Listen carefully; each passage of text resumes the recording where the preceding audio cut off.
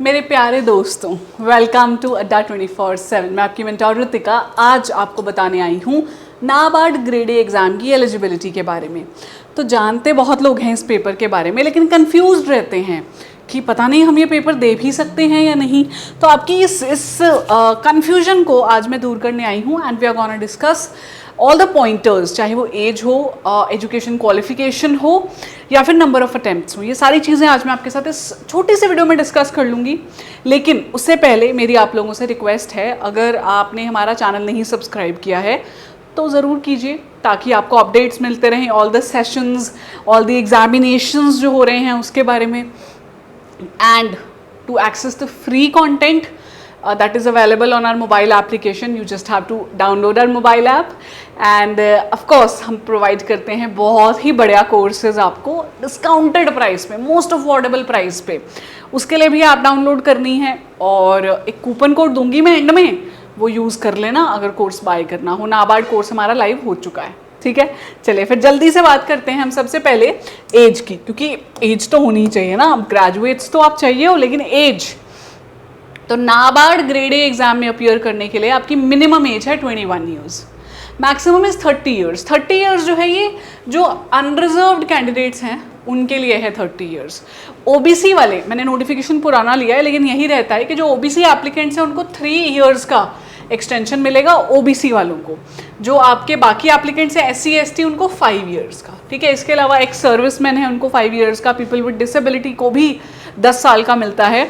But 30 years is the upper limit for unreserved candidates और minimum तो 21 साल के होने ही चाहिए। अब ग्लिच ये है, आप ये बोलते हो कि मैम मैं अप्लाई करते हुए 21 का नहीं हूँ पर पेपर देते हुए मैं 21 का हो जाऊँगा या हो जाऊँगी।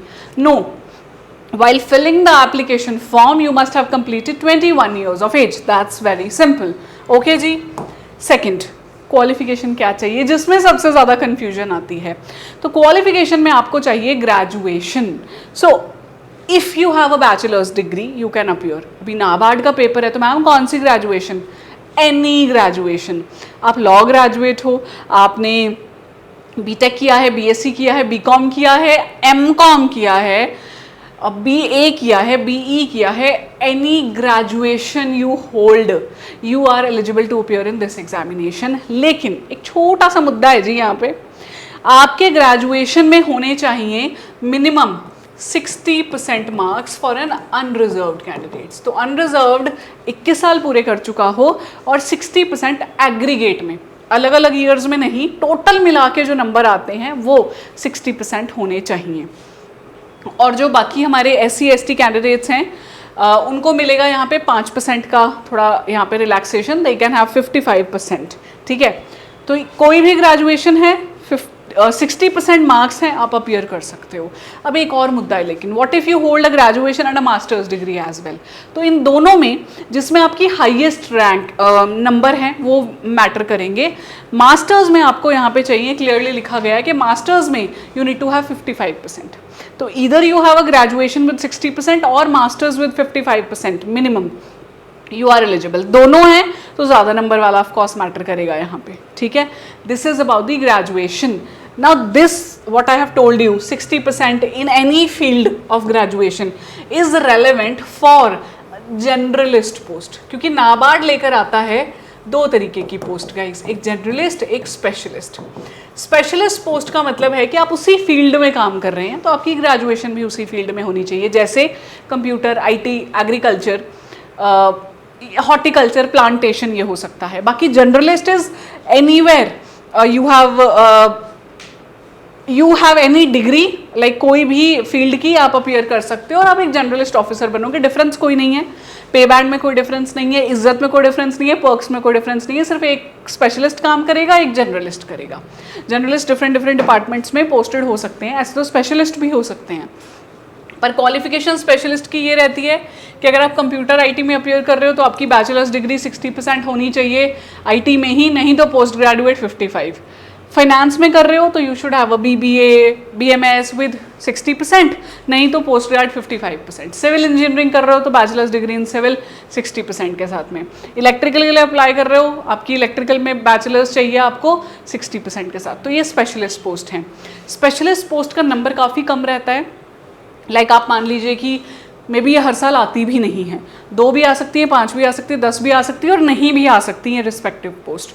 तो अगर आप सिविल इंजीनियर हो, मैकेनिकल इंजीनियर हो, इलेक्ट्रिकल इंजीनियर हो, देन ऑफ कोर्स आप इन पे जाओगे। But if you are looking for a government job officer level, then you apply for the generalist post. दोनों में से एक ही अप्लाई कर सकते हो, दोनों अप्लाई करना पॉसिबल नहीं है। या तो स्पेशलिस्ट के लिए जाओ या जर्नलिस्ट के लिए जाओ, वो चॉइस आपकी है। इस पे और डिस्कशन चाहिए, एक एक डाउट क्लियरिंग सेशन चाहिए पूरा, जहाँ पे मैं नाबार्ड के एलिजिबिलिटी, स्पेशलिस्ट और जो आपकी जर्नलिस्ट पोस्ट है इस पे डिस्कशन करूं, तो आप मुझे बता सकते हैं वीडियो के नीचे कमेंट करके। I will be happy to bring a session differentiating the specialist and journalist post और क्या क्या उसकी रिक्वायरमेंट्स हैं, ठीक है। Coming to the minimum marks वाला पार्ट, मिनिमम मार्क्स मैं आपको बता चुकी हूँ परसेंटेज में। अब बहुत बच्चों का मुद्दा ये रहता है, मेरे ज़माने में तो परसेंटेज ही चला करती थी, ज़माने बदल जाते हैं ना, अब तो सालों में, तो आपके और मुझ में ज़माने का फ़र्क हो गया होगा। तो 60% जो है अगर आपका नहीं है एंड यू हैव CGPA, तो you can easily convert that into percentage A if your college और university has given the criteria कि कैसे बदलना है, तो वो मान्य रखेगा and NABARD will find it valid कि ठीक है जो आपकी यूनिवर्सिटी ने कहा हम एक्सेप्ट करते हैं। But if there is no such criteria given, तो नाबार्ड कहता है यूज़ दिस क्राइटेरिया, जहाँ पे 6.75 CGPA को हम 60% मानेंगे। तो इस हिसाब से आप अपना CGPA कैलकुलेट कर लीजिए। 6.75 से कम है तो फिर तो नहीं दे सकते, 6.75 से ऊपर है तो you can go for it, ठीक है जी। दिस इज़ द एलिजिबिलिटी, जहाँ मैंने आपको बता दिया एज, फिर मैंने आपको बता दिया कि क्या क्वालिफिकेशन रिक्वायर्ड है, बैचलर्स मास्टर्स, फिर मैंने मार्क्स भी बता दिए हैं। Number of attempts there is no bar, कितनी भी बार चाहो पेपर दे दो। मैं चाहती हूँ पहली या दूसरी बार में निकल जाए, ज़्यादा आपको समय ना देना पड़े, क्योंकि ये पेपर सही से पढ़ोगे तो निकल सकता है पहली या दूसरी बार में। So that's about your eligibility criteria. Let me know in the comments if you want me to bring a session discussing about the specialist and generalist post detail में। बाकी मेरा कूपन कोड है जी Y754, मैंने कहा था ना शुरू में कूपन कोड दूंगी, इसे यूज़ करो या रेफ़र करो, आपको 80% तक का प्राइस डिक्लाइन मिलेगा हमारे कोर्सेज में। नाबार्ड का कोर्स लाइव है, मैं नाबार्ड में पढ़ाती हूँ ESI, RBI में पढ़ाती हूँ ESI, SBS CBO में पढ़ाती हूँ इकोनॉमी, सेबी में पढ़ाती हूँ इकोनॉमिक्स। तो इकोनॉमिक्स सोशल इश्यूज़ मेरा कोर्स सब्जेक्ट है, बाकी सारे कोर्सेज अक्रॉस अड्डा ऐप में मेरा कोड यूज़ कर सकते हो आप, ठीक है। धन्यवाद, आज के लिए इतना ही, फिर मिलती हूँ आपसे बहुत जल्दी। कोई और सवाल रह गया हो तो feel free to comment below. Thank you.